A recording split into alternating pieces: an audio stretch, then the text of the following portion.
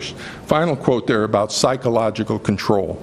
Psychological control is an established psychological construct in professional psychology. That Barber quote down at the very bottom, I want you to note who published that book, the American Psychological Association. Then, so we know there's psychological control of the children and how it occurs.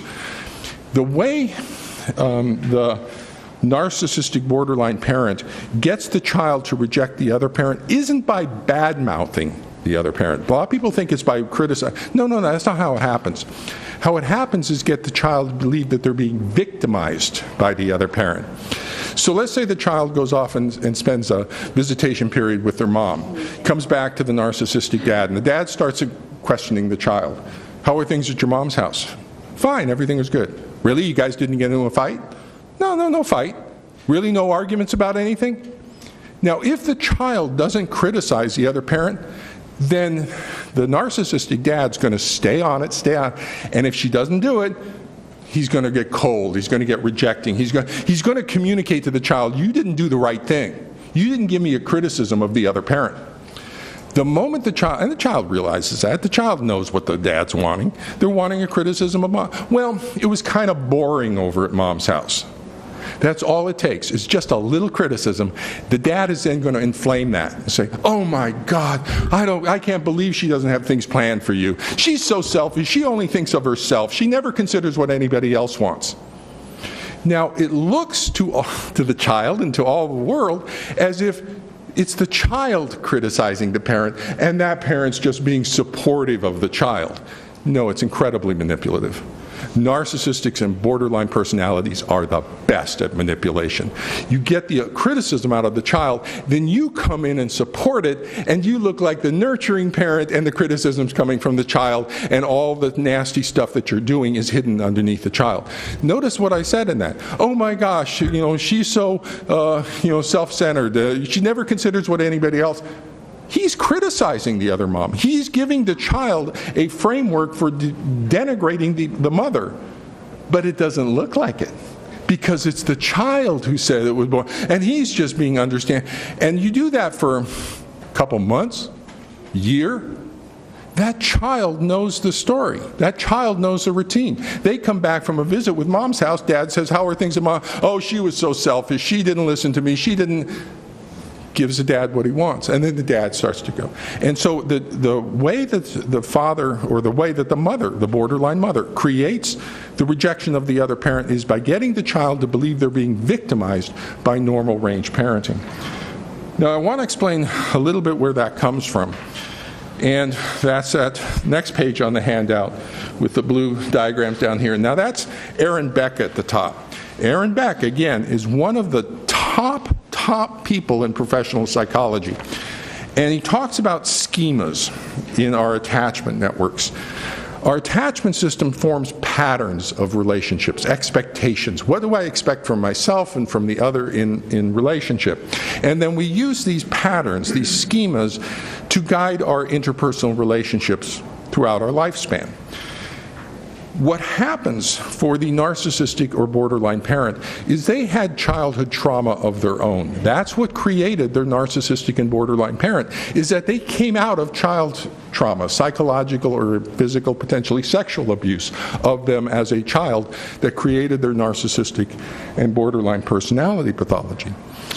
And in their attachment networks are these patterns. John Bowlby calls them internal working models. Beck calls them schema.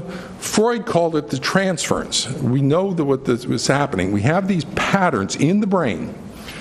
Now, when the divorce takes place, those patterns reactivate again. And the pattern in the narcissistic brain is very specific. It's abusive parent, victimized child, protective parent.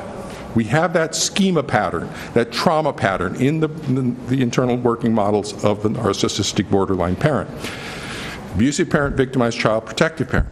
In addition, the brain is also activating 3 networks for the current child, the other parent, and me as a parent. And it's the activation of two sets of brain networks, one from the past, abusive parent, victimized child, protective parent, one from the current situation, the other parent, the child, and me. And when we activate those two sets of brain networks at the same time, they become fused, they become equivalent. So we actually have this parent believing that the other parent is an abusive parent, this child is being victimized, and I'm the protective parent. It's called a trauma reenactment. They are reenacting their own childhood trauma in the current situation. The issue is, none of that narrative is true. The child is not being victimized, the other parent isn't abusive, and you're not a protective parent.